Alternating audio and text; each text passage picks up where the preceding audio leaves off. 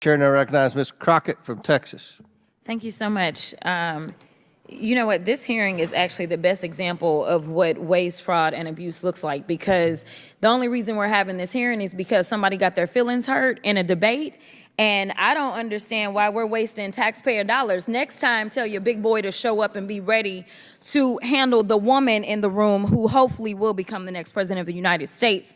Nevertheless, while we do have two amazing authors from Project 2025, which it seems like everybody got the memo, like, yes, I'm going to double down and say it's my thing, but I'm going to make sure I also say that it ain't our homeboys thing, because we know that it doesn't poll very well with the American people, because the American people are woke enough to recognize that there is nothing good in it for them. So many of you know that I practice law, but some of you don't realize that I actually was a business major out of Rhodes College in Memphis, Tennessee. And the emphasis that I got in my business degree was on finance. And as I traveled the country campaigning this election cycle, one of the things that I talked about was this idea that in finance, we always promote this idea of diversity.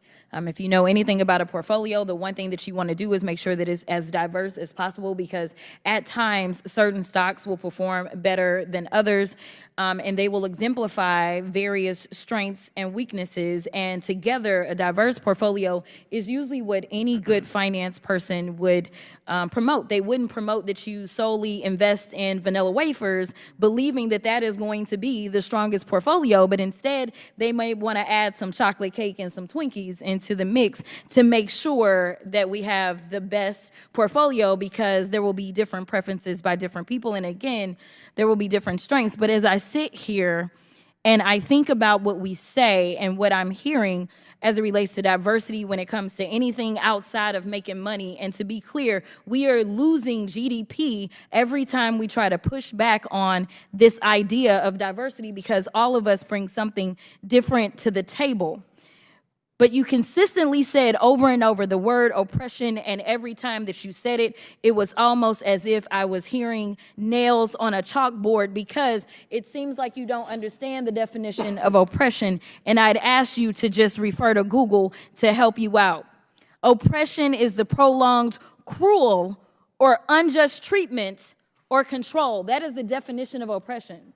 And so as I sit here as a Black woman who practiced civil rights, let me tell you, the reason that my colleagues wanted to make sure you understood the same Black history that your side of the aisle wants to delete out of classrooms is because you can then misuse words like oppression. There has been no oppression for the white man in this country. You tell me which white men were dragged out of their homes. You tell me which one of them got dragged all the way across an ocean and told that you are going to go and work. We are going to steal your wives. We are going to rape your wives. That didn't happen. That is oppression. We didn't ask to be here. We're not the same migrants that y'all constantly come up against. We didn't run away from home. We were stolen. So yeah, we are going to sit here and be offended when you want to sit here and act like, and don't let it escape you that it is white men on this side of the aisle telling us, people of color on this side of the aisle, that y'all are the ones being oppressed, that y'all are the ones that are being harmed. That's not the definition of oppression. You tell me the prolonged, cruel, or unjust treatment that you've had, and we can have a conversation.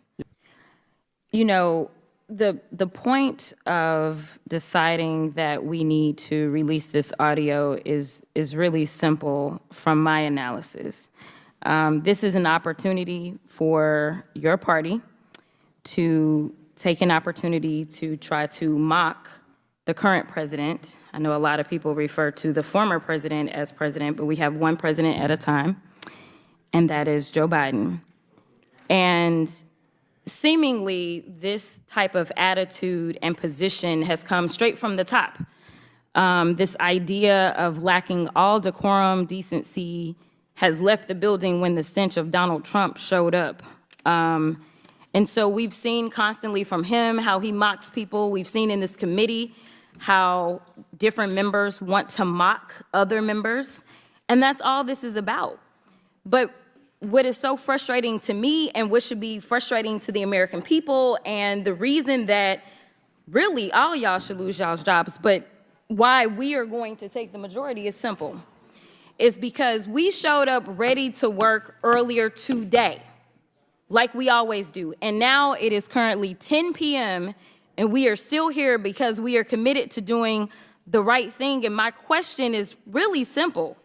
It's a matter of, if this was such a big deal, if it was a matter of an emergency, if this was so important as it relates to whether or not the President of the United States has done something so wrong, then why is it that we couldn't have our hearing at 11 o'clock this morning instead of members being in a criminal courthouse with a twice impeached, over 88 count indicted sexual abuser, instead of being here to do the work of the American people if this was serious? This is the reason that people don't believe that we are doing serious Mr. Chairman, work point of order. here. I'd ask the, State your point.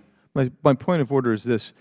She just engaged in personalities about a former president, which You can't engage in personalities with a former You've president. just That is not the reviewed the rules, and you know that it's true. If you were on the floor, you would be admonished. You know that. Not the rules. That's not the rules. That point of order would not be entertained. That what? You made an announcement that engaging in personalities. Mr. Chairman, I'll further say, if this happened on the floor, right. you would be admonished by the Your parliamentarians. point is correct.